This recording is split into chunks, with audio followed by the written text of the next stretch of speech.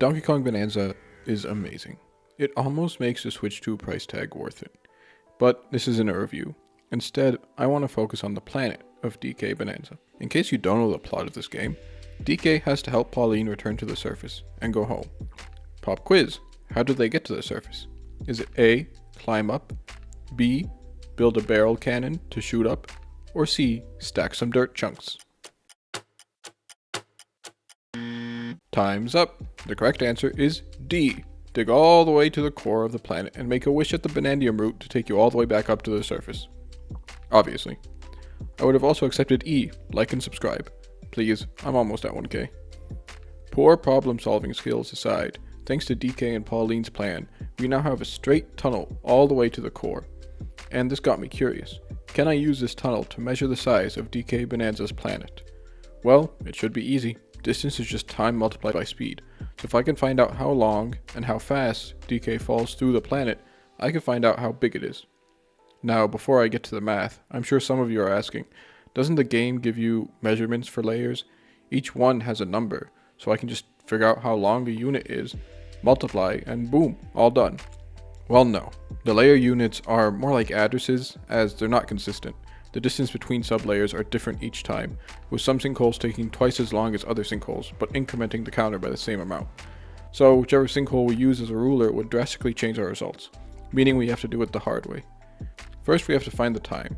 For the timings, I decided to just time the sinkholes between sublayers and layers. Any vertical distance in the actual layer is not included. This is just to keep things consistent, and the vertical distances in the layers make up a small percentage of the planet's total radius, so it really doesn't matter. Even with this simplification, there were still a couple issues with timing.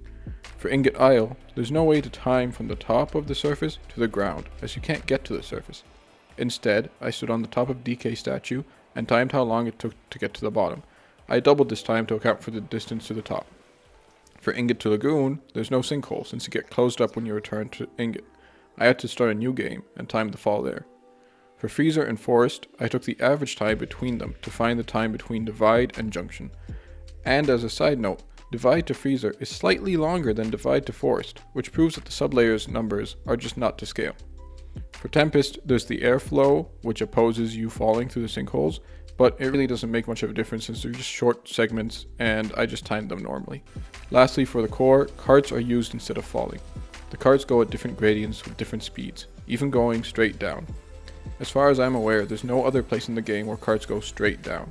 And since there's no frame of reference in the core, it's just black all around, I can't figure out how fast the cart is going. So I just timed all the segments where the cart is going at least somewhat down and treated it as falling. It's not the best solution, but trust me, all these simplifications will barely change the final result. With all that out of the way, the final result, after timing every single segment, is 17.9 minutes to get from the surface to the core. I also timed the fall from the core to the surface when you asked the root, and it ended up at 4.8 minutes, which is just the length of the song, so I don't think we need to consider that. Now I just have to find out how fast DK is falling. To do this, I need to find a sinkhole that I can measure. The problem is, none of the sinkholes, even for sublayers, have walls that can be climbed all the way down, except for one, the hilltop layer hole between sublayers. This drop has walls, so you can climb all the way, plus tiles that we can use to measure. Using DK as a ruler, we can find the length of this hole, and with the time we already got, we can find DK's speed. I set DK's height to 2.39 meters because if it's good enough for game theory, it's good enough for me. I then measured each tile as 2.5 DKs with bent legs, and measured DK's legs as 1/3 of his height. So with 22 tiles, the height of the tunnel is 87.6 meters, and at a time of 5 seconds, DK is going at an average velocity of 17.4 meters per second. But what we need is terminal velocity. Looking closer at the footage, I found that it takes DK 1.7 seconds to accelerate to terminal velocity, and he falls a distance of 17 tiles at terminal velocity. With these new numbers, we can find that DK reaches a terminal velocity of 20.8 meters per second. We can also use the terminal velocity to find the acceleration due to gravity of this planet, which is 11.8 meters per second squared. That's 2 meters per second squared above Earth's gravity of 9.81 meters per second squared, which honestly isn't too bad. You would feel a little heavier and your body would get sore, but it's survivable. Plus, as a quick aside, we can use the gravity to find out what the radius of this planet would be if it was the same density as Earth.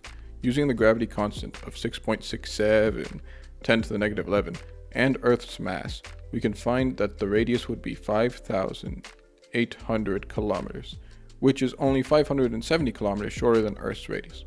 Perfectly feasible. Going back to our original problem though, now we have the time and speed. Multiplying the terminal velocity and total fall time, plus accounting for the 72 seconds DK spends accelerating, since he falls 41 times, we find that the final radius of the planet is 21,691 meters. That's right, the entire planet has a radius of 21 kilometers.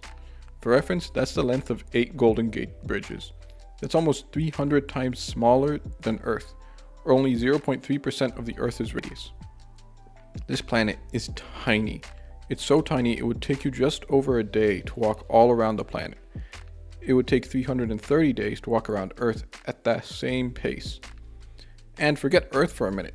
DK's planet is 55 times smaller than Pluto, which means it wouldn't even be considered a planet.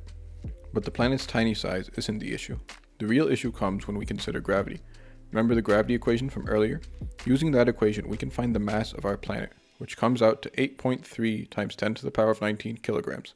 That's fine, but dividing the mass by the area gives us the density, which is 1.9 million kilograms per meter cubed. That is dense. That's 350 times denser than Earth, about 250 times denser than solid iron, and 86 times denser than the densest material naturally occurring on Earth, osmium. It's not dense enough to form a black hole, and materials that are denser, like some kind of star matter, are not theoretically stable at these tiny sizes. In other words, this planet simply can't exist. It's too small and too heavy, and if it did somehow exist, DK definitely couldn't punch through it. And there you have it. DK and Pauline are floating through space on the galaxy's heaviest marble.